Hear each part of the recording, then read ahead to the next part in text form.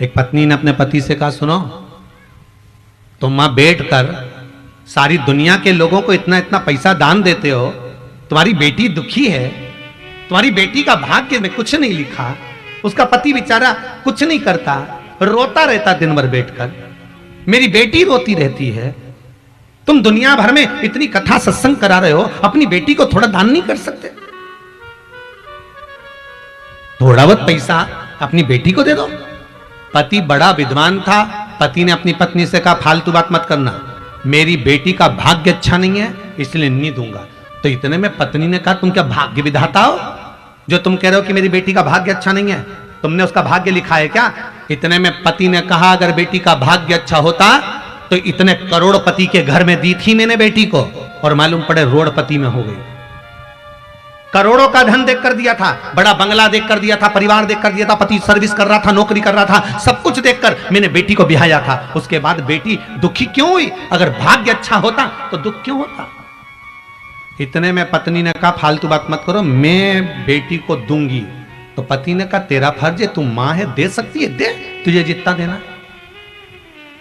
दे।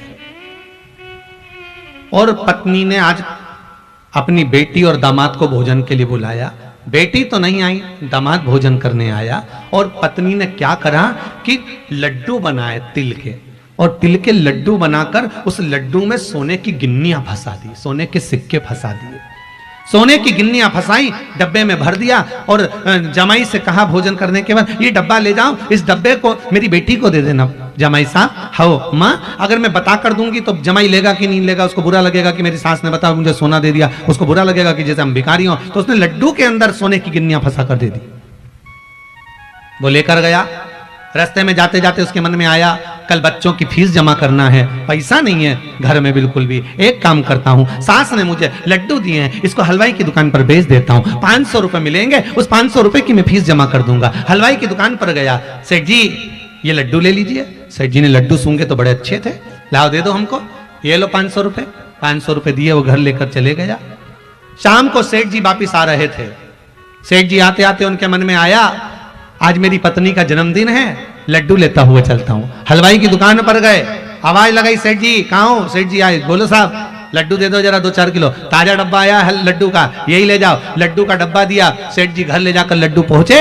आज पत्नी का जन्मदिन था, जन्मदिन पर लड्डू जैसे ही पत्नी के मुंह में दिया तो सोने की गिन्नी आ गई। पत्नी ने पूछा, ये लड्डू कहां से लिया है? इतने में पति ने कहा, हलवाई की दुकान से लाया हूं। ये लड्डू हलवाई की दुकान पर कहां से आ गए? पता नहीं। पत्नी की आंख में से आंसू बहने लगे कि ये लड्डू तो मैंने जमाई को दिए थे। पत्नी ने पति के चरण पकड़े, आप सही कहते हो, भाग्य में नहीं होगा तो कोई कितना भी दे दे पहुंच नहीं पा सकता।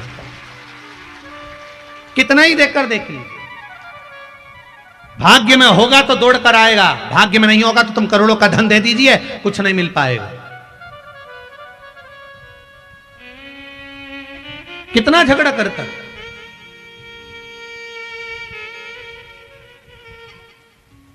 भाग्य में हो क्यों ना मिले।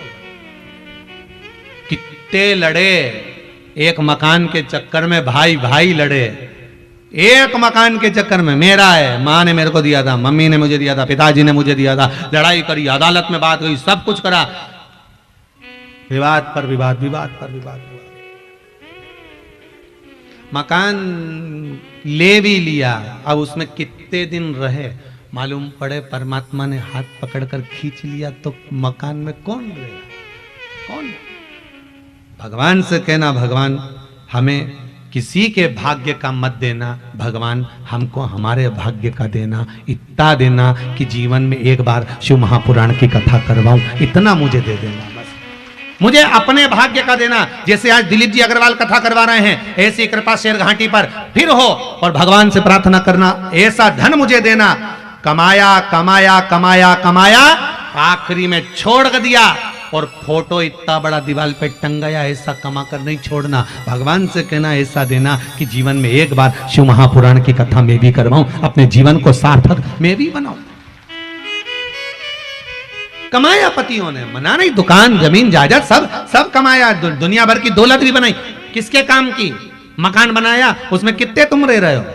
इतना बड़ा मकान, और मकान में भी तुम्हारा कमरा इतना बड़ा, उसी में एक पलंग, और उस कमरे में भी तुम्हारी जगह कितनी, पलंग पे भी इतनी, जरा सी जगह। उसमें अलमारियां चार चार, तुम्हारे कपड़े रखने की अलमारी कितनी, एक, और एक अलमारी में भी आधी, आधी में तो जगदम्बा की साड़ी, तुम्हारी तो आधी है। कितना कमाया, सब यहीं छोड़, क्या गया, सब धरा गया। बस एक चीज अपने साथ में जाती है, भगवान का जो भजन करा वो, जो दान करा वो, जो पुण्य करा वो, जो सत्कर्म करा वो, और जो भगवान की कथा को श्रवण किया वो अंतिम समय तक साथ चला जाता। सब छूट गया, बाकी का पड़ा रह गया, सब धरा की। और जो मर मर के चले गए ना, वो भी फोटो में टंगे हुए स्माइल देते हैं अपने को देख देख के। तुम्हारे घर में जितने मरे हुए गए उनका फोटो आज शाम को जाके देखना, मुस्कुराते हुए मिलेंगे। कोई ऐसा सिर पे पल्लू डाल के मुस्कुराए, और कोई टोपी मोपी लगा के मुस्कुराए, मुस्कुराते हुए दिखेंगे। और उनके गले में एक प्लास्टिक की माला, वो भी पंखा चले तो माला हिले। और वो फोटो में भी अम्मा इसलिए स्माइल देती है, बेटी हम भी जोड़ जोड़ के मर गए, आखिरी में टंग गए, और तू भी जोड़ जोड़ के मर जाएगी, आखिरी में तू भी टंग जाएगी। यही लाइन से ढेर सारे टंगना। कर लो भजन। कभी कभी अपने अपने पतियों से पूछ लिया करो, किसके लिए कमा रहे हो, इतना धन किसके लिए जोड़ के ला रहे हो, किसके लिए झूठ बोल रहे हो, किसके लिए प्रपंच कर रहे हो। पति कहेगा मैं अपने बच्चों को पढ़ाने के लिए, पति कहेगा मैं अपनी पत्नी के लिए, मैं अपना वैभव बनाने के लिए, अपना नाम चलाने के लिए, अपनी पत्नी और अपने बच्चों के लिए। तो पत्नी ने कभी कहा अपने पति से कि तुम झूठ बोल कर कमाना। आप में से कितनी माताएं बैठी हैं जो अपने पति से कहती हो कि दिन भर झूठ बोलो, कितनी बैठी है जो अपने पति से कहती हो कि झूठ बोलकर कमा के लाओ। कितने बच्चे बैठे हैं जो अपने पापा से कहते हो पिताजी मेरी पढ़ाई के लिए तुम झूठ बोलना, बेईमानी करना, छल करना, प्रपंच करना, कपट करना। ना तो बेटे ने कभी कहा, ना कभी बेटी ने कहा, ना कभी पत्नी ने कहा कि झूठ बोलकर कमाना। उसके बाद भी तुम झूठ छल कपट कर कर कमा रहे हो, तो तुम्हारे ऊपर मरकर व्यक्ति जब ऊपर जाता है, यम की कैद चढ़ता है, वहां जाके रोता है कि मैंने झूठ बोला था पत्नी के लिए, मैंने झूठ बोला था अपने बच्चों के लिए, मुझे अकेले को नरक मत भट डालो, मुझे अकेले को नरक मत पटको। तो यमराज कहते क्या चाहते हो, मेरी पत्नी और बच्चों को भी तो नरक डालो, क्योंकि उनके लिए कमाया था, उनके लिए जोड़ा था, तो पत्नी और बच्चों को भी नरक डालो। तो यमराज कहेगा झूठ किसने बोला, तूने, छल किसने करा, तूने, कपट किसने करा, तूने, बेईमानी किसने करी, तूने, तो भोगेगा भी कौन, तू। इसीलिए फिर निवेदन है, तेरा क्या होगा रे कालिया, कौन भोगेगा, कोई दूसरा भोगने वाला है, भोगना तुमको है। और मेरी माताओं से निवेदन है, क्यों कहते हैं कि माताओं आप कथा में जाओ, क्यों कहते हैं कि आप सत्संग में जाओ, क्यों कहते हैं कि आप धर्म में जाओ, क्यों कहते हैं कि आप भगवान की भक्ति में लगे रहो। उसका कारण है, पति कितनी भी बेईमानी का धन लाए, झूठ बोलकर लाए, प्रपंच कर कर लाए, आप अगर सत्संग में जाकर बैठ जाती हो तो आपके धर्म का आधा हिस्सा पति के खाते में चला जाता है। आप धर्म तो करो, आप सत्कर्म तो करो, आप भजन तो करो, आप कीर्तन तो करो, मंत्र जाप तो करो, आपकी पूंजी थोड़ी उसके खाते में जाएगी, तो वो भी नरक नहीं भोगेगा, तर जाएगा। और वो तो कहता है कि मेरी कमाई में से 2 रुपया लेकर जाना, कहीं शिव पुराण में, कहीं भागवत में, कहीं धर्म में लगा देना। पर माताएं उसकी कमाई में से निकालती तो है, पर सब डेंटिंग पेंटिंग में लगाई जाती है, तो काहे का धर्म में लगा है। मुझे तो आज तक एक बात समझ में नहीं आया कि ये 2-3 घंटा भगवान जाने वो ऐसी कुर्सी पे बिठा दें और ऐसी ककड़ी धर दें और यहां से यहां तक पोत पुता के और बिठा दें, और ये 3 घंटा एक जैसी ना हिले ना डुले। भगवान जाने इतना बिल पावर कहां से आता होगा, इतनी मन में कट्टरता कैसे आती होगी कि 3 घंटा बैठी रहे। और नहीं तो यहां 3 घंटा बिठाओ तो रामदेव बाबा का पूरा आसन लगा ले, पूरे आसन रामदेव बाबा के लगा ले उतनी देर में। तो वो तो इसका बस नहीं चले तो कपाल भारती भी कर ले इसका।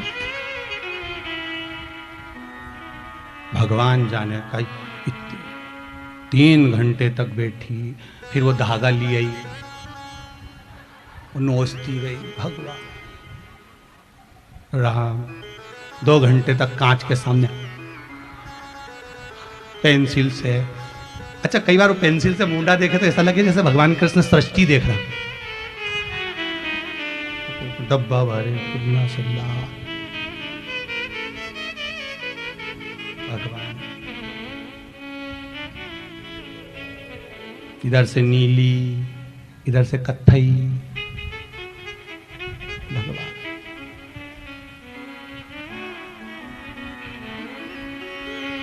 जब ये लोग श्रृंगार करके शादी में जाए नहीं, तब ऐसा लगता है कि शंकर जी की शादी हो रही है, क्योंकि सारी डाकनी, पिशाचनी, चुड़ैल, भूत, भयंकर सब सारे की सारे कौन देखे उन्हें। शिव जी के विवाह जैसा तो विवाह किसी का नहीं हुआ। भोलेनाथ जी महाराज तैयार ही नहीं हुए, श्रृंगार ही नहीं करा।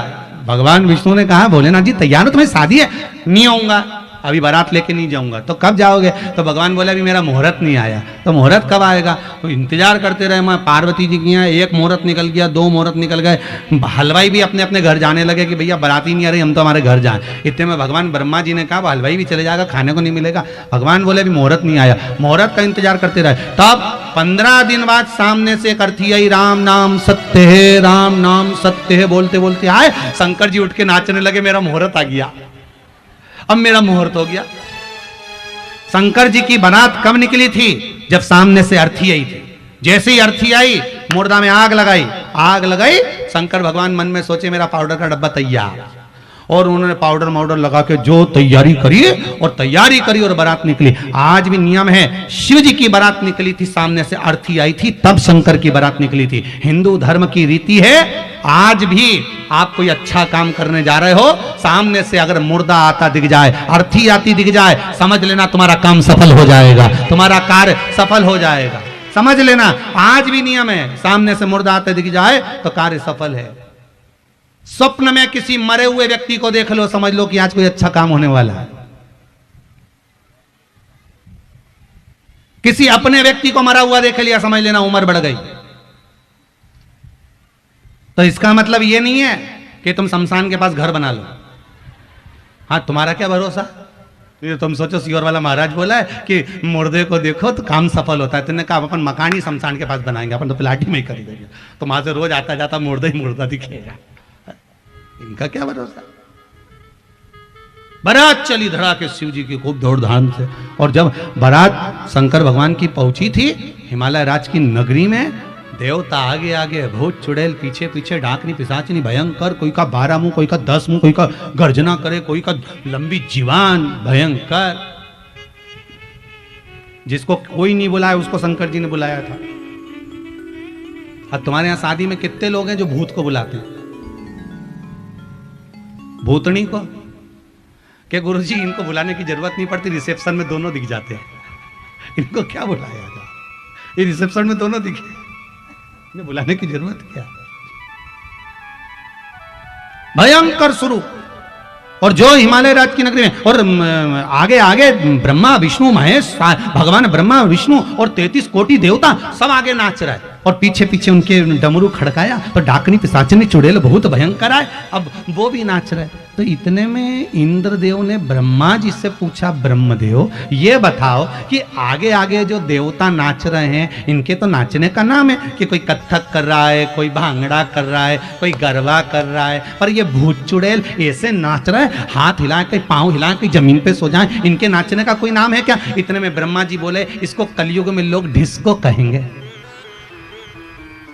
यही कलयुग में लोग डिस्को कहलाएगा। तो जितने डिस्को करते दिखे समझ लेना भूत चुड़ैल नाच रहा है, इनको समझ लेना।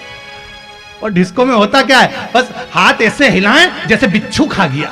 भगवान राम,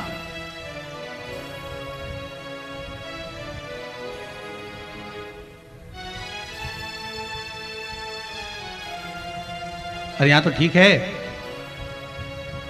हमारे उधर सीहोर के पास में गांव में एक बारात आ गई शहर की, और गांव के अंदर, और एक बाराती जो थे ना वो जमीन पे सो के ऐसे ऐसे करके जमीन पे नाच रहा। तुमने भी देखा होगा, ना जाना कहाँ का डांस, वो जमीन पे नाच रहा। तो हमारे एक परिचित थे, तो उनकी माता जी को लगा कि इसको बेचारे को मिर्गी आ गई। तो वो तो जमीन पे सो के नाच रहा, तो वो अंदर से सड़ा हुआ जूता लिया। अब वो सब तो नाचने में लगे, वो जमीन पे ऐसा ऐसा ऐसा ऐसा करे। अब अंदर से जाके जूता ला कर सुंघा दिया मुंह पे। अब दूल्हे का जो बाप था वो नाचते नाचते आके बोला, ए आंटी वो मिर्गी नहीं है, नाच रही है। अब उसकी अम्मा ने जूता ही मुंह में दिया धर के, ऐसा नाच नाच, ऐसा नाच, ये नाच। बारात पहुंची हिमालय राज के दरवाजे पर। बड़ा एक आनंद था हिमालय राज की, एक आनंद बड़ा समाया हुआ था।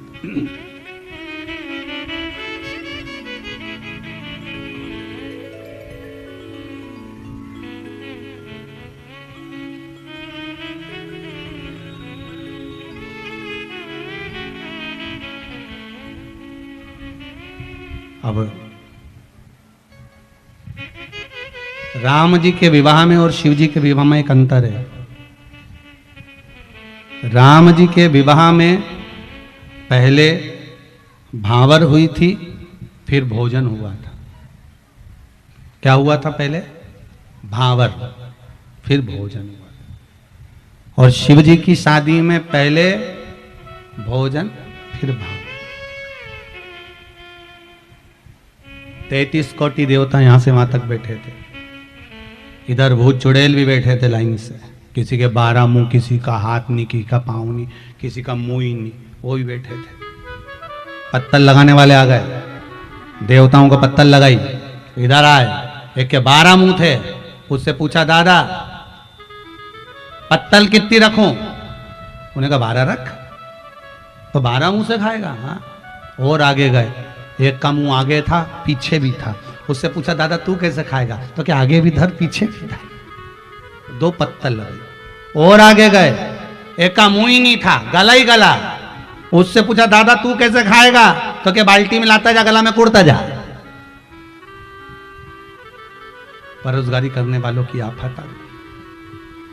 सारे की सारे उठे, हिमालय राज के पास गए। हिमालय राज देवऋषि नारद के पास गए। नारद जी ने कहा, क्या बात है महाराज, ये बारात नहीं जिमाई जा रही, क्या करें? नारद जी ने कहा, घबराओ मत, देवता बैठ के जिम रहे हैं ना, इनको जिमने दो पंगत में। और ये इन भूत चुड़ैल के लिए यहाँ से वहाँ तक टेबल लगा दो, और इनको एक एक हाथ में प्लेट दे दो और एक एक चम्मच दे दो, और इनको पूरे ग्राउंड में छोड़ दो, खाने दो इनको। ठीक है। इतने में सबको प्लेट चम्मच दे के ग्राउंड में छोड़ दिया। अब छोड़ने के बाद इंद्रदेव ने ब्रह्मा जी से पूछा, ब्रह्मदेव ये बताओ, देवता बैठ के जिम रहे, इनके जिमने का नाम क्या है? तो ब्रह्मा जी बोले, इसको पंगत कहते हैं। ठीक है। ये भूत चुड़ैल खड़े खड़े खा रहे, इनके खाने का नाम क्या होगा? भगवान ब्रह्मदेव बोले, कलयुग में लोग इसको बफेट कहेंगे, यही बफे कहलाएगा कलयुग में। जो भूत चुड़ैल ने उस समय खाया था, समझ गए क्या? आज के जमाने में सब खा, जो उस समय खाया था। अंतर तो भाग्य लिखा, ये जो जहां लिखा है भाग्य, वो लिखा।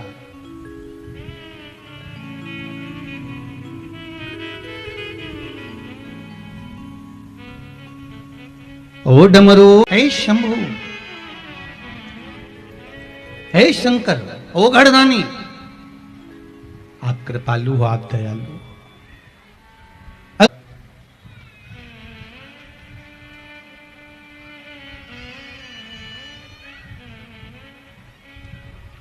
इन्होंने लिखा है श्री निर्मला जी अग्रवाल, फुसरो बोकारो से हैं, फुसरो बोकारो से। कहाँ बैठी हैं जरा, माइक दो जरा इनको।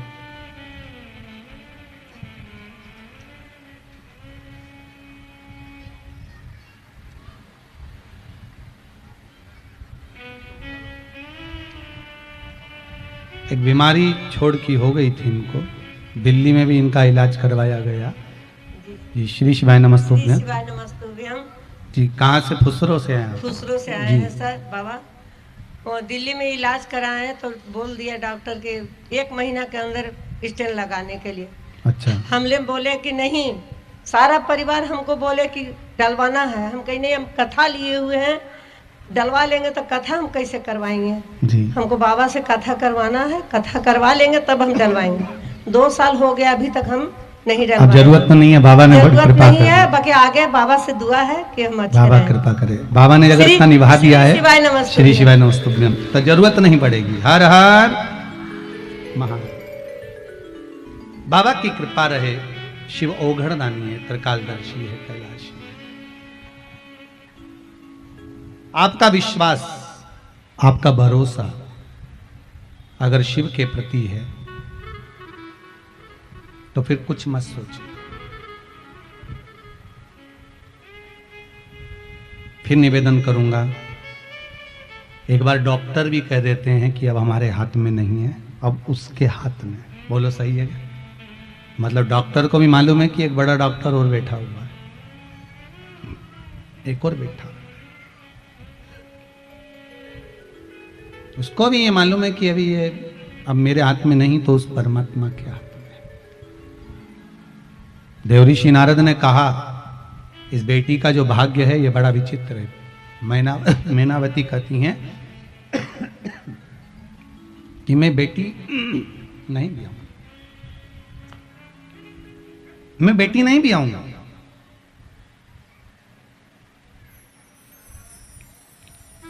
पर हिमालय राज कहते हैं कि अगर बेटी के भाग्य में ये सब कुछ लिखा है तो कोई टाल नहीं सकता।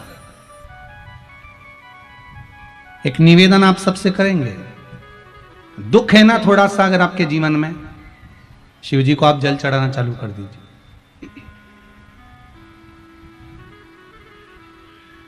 शंकर भगवान को आप जल चढ़ाना प्रारंभ कर दो। अगर दुख है ना जीवन में, शिव जी को जल चढ़ाना प्रारंभ कर दो।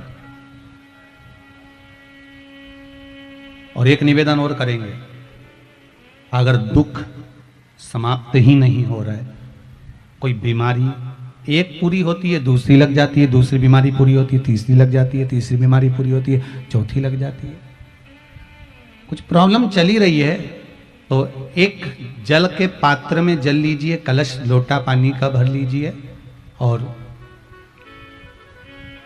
उस पात्र में चावल के 2 दाने डाल लीजिए, अक्षत के 2 दाने डालिए। घर में से लेकर जाओ, थोड़ा सा जल बेलपत्री के वृक्ष के नीचे डाल दीजिए, थोड़ा सा जल पीपल के वृक्ष के नीचे डाल दीजिए और थोड़ा सा जल या तो आंवले का पेड़ मिल जाए या शमी का वृक्ष मिल जाए, शमी का वृक्ष मिले या आंवले का वृक्ष मिले, उसके नीचे डाल दीजिए। 3 जगह पर अगर कोई बीमारी ऐसी हो गई कि वो समाप्त नहीं हो रही, बड़ी बड़ी तकलीफ, मतलब एक बार दवाई अगर चालू हो गई तो दवाई बंद ही नहीं हो रही है, तो उसके लिए आपको 3 जगह पर जल चढ़ाना प्रारंभ कर दो। मात्र 1 हफ्ते, 1 हफ्ते से ज्यादा चढ़ाना भी नहीं पड़ेगा। जैसे 1 हफ्ते आप टेबलेट लेते हो, गोली लेते हो, 1 हफ्ते चढ़ाना प्रारंभ कर दो। सबसे पहले बेलपत्री के पेड़ के नीचे क्या करना है, जल का पात्र लेना है, उसमें 2 दाने चावल के डालना, 2 दाने अक्षत के डालिए। पहले बेलपत्री के पेड़ के नीचे जाओ, वहां जल चढ़ाओ, फिर जाइए पीपल के वृक्ष के नीचे, वहां जल चढ़ाइए, आखिरी में या तो शमी के नीचे या फिर आंवले के नीचे, इन दोनों में से कोई एक वृक्ष जिसके नीचे। पर 1 हफ्ते अगर आपने आंवले में चढ़ाया है तो आंवले में ही चढ़ाना, शमी में चढ़ाया है तो शमी में चढ़ाना है। ये बदल के मत चढ़ाना कि आज मैं शमी में चढ़ा देती हूँ कल आंवले में चढ़ा दूंगी, ऐसा नहीं। और ध्यान रखिए एक बात का, कई माताएं क्या करती हैं, पशुपति व्रत करती हैं, तो अभी मैं ये वाले मंदिर में कर लेती हूँ, अगला मैं उस मंदिर में कर लूंगी, अगला मायके में जाके कर लूंगी, ये गलत है। अगर पशुपति नाथ का व्रत कर रहे हो तो एक ही मंदिर में करना है,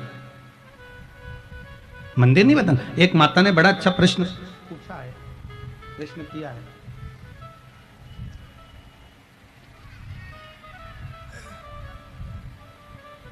पंडित श्री रामानुज जी पाठक आचार्य जी ने यह प्रश्न किया है, जहां भी बैठे हैं उनके चरणों को प्रणाम है, ब्राह्मण देवता के चरणों को बहुत बहुत साधुवाद। आपने बहुत अच्छा प्रश्न किया है आचार्य जी, आपको चरणों में नमन करता हूं। विराजिए, बहुत सुंदर प्रश्न है।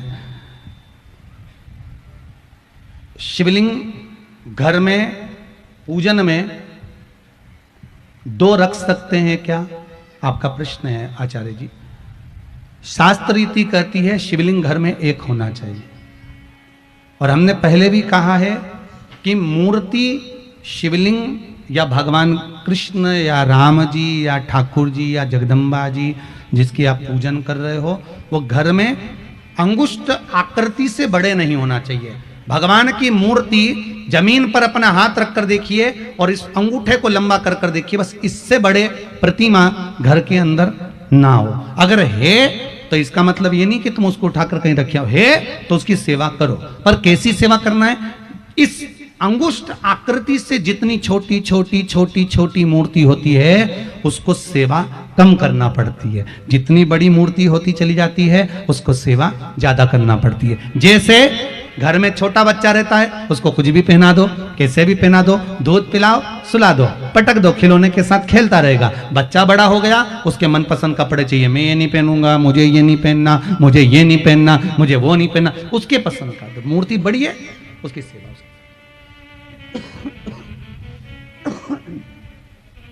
मान लो घर में 2 शंकर जी हैं। आचार्य जी ने केवल स्वयं के लिए नहीं, संपूर्ण जितने इस शिव महापुराण को सुन रहे हैं, पूरे विदेश में, देश में, जहां जहां लोग फेसबुक यूट्यूब के माध्यम से इस पावन कथा को श्रवण कर रहे हैं, बहुत ध्यान से, बहुत सुंदर प्रश्न आचार्य जी ने करा है, पाठक जी ने। घर में मान लो 2 शिवलिंग है तो फिर करना क्या है, उसका क्या करें? शिव महापुराण की कथा कहती है एक शिवलिंग को आप भगवान शंकर का नर्मदेश्वर स्वरूप मान लो और एक शिवलिंग को आप काशी का विश्वनाथ का स्वरूप मान लीजिए और उसकी सेवा में लगे रहिए। इसका मतलब ये नहीं है कि 2 शिवलिंग है तो आप उठाकर उसको पीपल के पेड़ के नीचे रखिए आओ या मंदिर में रखवा दो या कहीं रखवा दो, नहीं। जैसे घर में जो बच्चा रहता है उसको हम किसी को दे नहीं सकते, माँ बड़ा पक्का मन बनाना पड़ता है तब जाकर अपने बच्चे को किसी को देती है, नहीं तो मायके तक छोड़ना पसंद नहीं करती अपनी औलाद को माँ। तो हम हमारे भगवान को कैसे छोड़ दें? हम हमारे परमात्मा को कैसे छोड़ सकते? नहीं, हम उस परमात्मा को नहीं छोड़ सकते। हम कैसे त्याग दें? शिव महापुराण की कथा कहती है अगर शिवलिंग 2 हैं, ठाकुर जी 2 हैं, 2 गणेश जी हैं आपके घर में, तो इसका मतलब ये नहीं कि आप उठाकर कहीं रख के आ जाओ, उनको छोड़ कर जाओ, नहीं नहीं, अपने घर में रखो, सेवा करो, अर्चना करो। हैं, हो सकता है बाबा की कृपा है, वंश बढ़ रहा है, बाबा का उसमें कोई दिक्कत, पर हाथ कर कर अगर घर में एक ठाकुर जी हैं तो ज्यादा ठाकुर जी लेकर मत आओ। आपके घर में एक शिवलिंग है, ज्यादा शिवलिंग लेकर मत आओ। बाजार जाते हो, ज्यादा वस्तुएं भगवान के लिए श्रृंगार लाओ, भगवान की सेवा का सामान लाओ, पर ज्यादा भगवान हमको लेकर नहीं आओ। जितना बने उतनी सेवा करो। धन्यवाद पाठक जी, बहुत बहुत साधुवाद। विराजी, बहुत बहुत साधुवाद। आपके प्रश्न से कई लोगों को उसका फल मिला, बहुत बहुत साधुवाद। एक प्रश्न हो रहा है आपका, दर्पण, जो दर्पण होता है, कांच होता है, वो घर में कहां रखना चाहिए? शिव महापुराण के अनुसार तो हम वर्णन नहीं करेंगे, इसका भविष्य पुराण के अनुसार वर्णन करेंगे। भविष्य पुराण के अनुसार जिस कक्ष में आप निवास कर रहे हैं उस कक्ष में ध्यान देना कि जहां आप सोते हैं, सोते समय बिल्कुल पांव के सामने दर्पण नहीं होना चाहिए, इसका विशेष ध्यान रखें। आप सो रहे हैं, चरण आपका सामने है, दर्पण ना हो। जैसे हमारे यहाँ झाड़ू की महत्वता कही, जो झाड़ू होती है, बुआरी होती है, जिस झाड़ू को अपन झाड़ते हैं, ये महाराज 3 जगह पर नहीं रखना चाहिए। कितनी जगह पे नहीं रखना है? 3 जगह। पहला, जिस कमरे में पति पत्नी दोनों सोते हो उस कमरे में झाड़ू कभी मत रखना, क्योंकि पति पत्नी में क्लेश बना ही रहेगा, आपस में प्रेम स्नेह नहीं रहेगा। जिस कक्ष में पति पत्नी सोते हो, रहते हो, उस कमरे में झाड़ू कभी नहीं होना चाहिए, बुआरी नहीं होना चाहिए। दूसरा, जिस कक्ष में, हॉल में लोग आकर बैठते हो और वहां कोई सोफा सेट लगा हो, कोई पलंग लगा हो, उस पलंग के नीचे, उस सोफे के नीचे झाड़ू नहीं होना चाहिए। सास और बहू का संबंध अच्छा नहीं रहता, विवाद होगा ही, ये पक्का है। तीसरा, अन्नपूर्णा का स्थान जहां पर भोजन बनता है आप भोजन करते हो, रसोई घर में झाड़ू नहीं होना चाहिए। कारण बच्चों में क्रोध आएगा, चिड़चिड़ प्रवृत्ति बनी रहेगी, और बेटा और बेटी संबंध आप करना चाहते हो समाज में, और बच्चे गलत जगह पर संबंध करने के लिए आतुर रहेंगे। इसलिए रसोई घर में बुआरी झाड़ू नहीं होना चाहिए। 3 जगह विराजिए, बैठिए, 3 जगह पर बुआरी का। कुछ चीजें ऐसी हमारे इसमें भविष्य पुराण के अंतर्गत बड़े बड़े सुंदर भाव वर्णन करें महाराज, उसको समझना है, हमारे जीवन में उतारने लायक। कई माताएं कहती है हमारे यहाँ क्लेश बहुत रहता है। क्लेश क्यों रहता है? उसका कारण तुम खुद जानती होगे कि क्लेश क्यों है। और ऐसा नहीं है, आप में से कई माताओं ने अभी जो कथा कही इसमें आपको लगा होगा कि हम झाड़ू कहां रखते हैं, हमारी झाड़ू रखने की जगह कहां है, आपको स्मरण होगा, और उसको आप स्वीकार भी करते होंगे भीतर से कि हाँ, हम सास बहू का झगड़ा क्यों हो रहा है, पति पत्नी में प्रेम क्यों नहीं है, बच्चे सुनते क्यों नहीं है। उसका कारण है 3 जगह पर कहीं ना कहीं झाड़ू आप रख रहे हो, यह पक्का है। अब तुम किसी पंडित जी से जाके पूछो साहब मेरे घर में शांति नहीं है, तो पंडित जी ये कहेंगे कि तुमने झाड़ू गलत जगह रखी है। वो तो पाठक जी को धन्यवाद दो कि उन्होंने प्रश्न अच्छा कर लिया और उसमें ये उत्तर निकल गया और प्राप्त हो गया आपको, तो उनको धन्यवाद।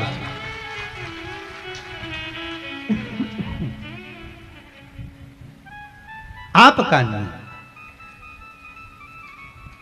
शिव महापुराण की कथा कर रही है, शंकर की कथा कर रही है, ओगड़दानी त्रिकालदर्शी की कथा कर रही है, माता पार्वती जी का भाग्य वर्णन किया। मैं बेटी नहीं भी आऊं, भगवान हिमालय राज ने कहा बेटी तो भी आना है, बेटी क्यों नहीं भी आएंगे, बेटी तो भी आना है। ललाट पर जो लिखा है, भाग्य में जो लिखा है, वो एक ही जगह पर कट सकता है। भाग्य की रेखा में जो लिखा हुआ है वो एक जगह पर जाकर काटा जा सकता है।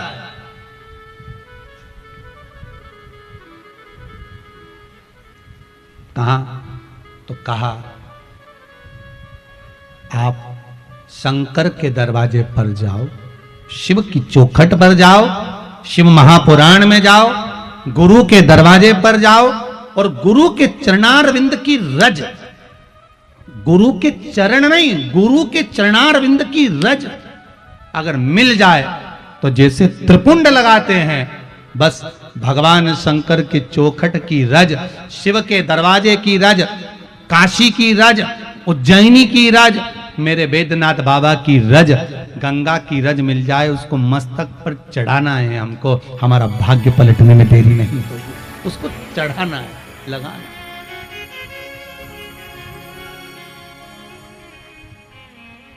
ललाट शंभो शरणे पड़ी, मांगू घड़ी रे घड़ी, दुख काटो दया करी ने दर्शन आपो। ऐ शंकर कृपालु, दया के साथ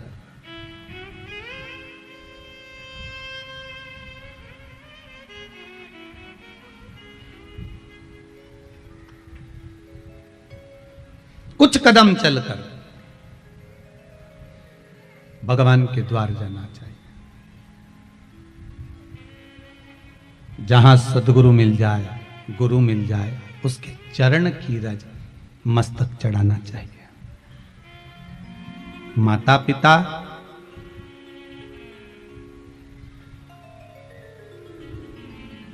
गुरु, परमात्मा, घर के बुजुर्ग, घर के बड़े, इनके चरणों की रज सुख देती है, सुख देती है। इसलिए पहले भी कहा है कि माता पिता के चरणों का एक आनंद ही दूसरा है।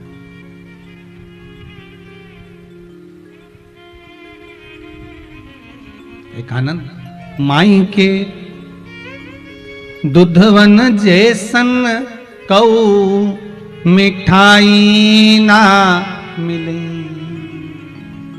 सब कुछ मिल जाता है दुनिया में, पर माई ना मिले। बड़ा मुश्किल से प्राप्त होते हैं माता पिता को, बड़े मुश्किल से। महाराज पार्वती को एक काम कह दिया, हिमालय राज ने कहा चिंता मत करो मैनावती, पार्वती के भाग्य में अगर नग्न वेशधारी है, भस्मी रमाने वाला, जटा जूट बांधने वाला, मृग छाला पहनने वाला है, टेंशन मत लेना। पति अगर ऐसा मिलना है इसके भाग्य में मिलेगा, पर पति के रूप में भी ऐसा पति मिलना चाहिए कि वो देवाधिदेव महादेव मिलना चाहिए। तो बात ऐसे वर को क्या वरूं जो जन्मे और मर जाए, वर बनूं मेरा सांवरा तो मेरा चूड़ा अमर हो जाए। जो बार बार जन्मे फिर मरे, फिर जन्म फिर मरण, फिर जन्म फिर मरण, तो ऐसा वर क्या वरना मुझे, मैं नहीं वरूं ऐसा वर।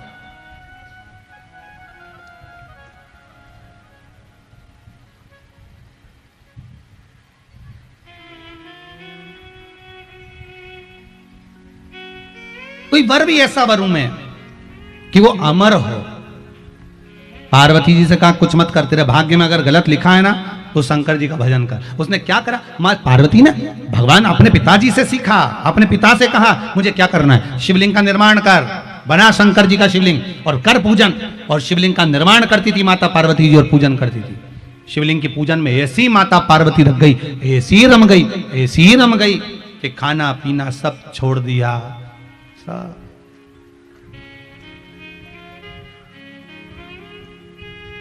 कुछ भी नहीं खा रही थी। पार्वती जी का व्रत था, खाना पीना सब छोड़ दिया था, कुछ नहीं खाती थी, फिर भी चुप रहती थी। जिस दिन आपका व्रत रहता है, जिस दिन आप कुछ नहीं खाते हो, उस दिन पति के आधे से ज्यादा प्राण खा जाते हो। कितनी बार फोन लगा रही हूं, बाजार से थोड़ा सा केले लिया ना, फोन ही नहीं उठा रहे हो। तो पति ने पूछा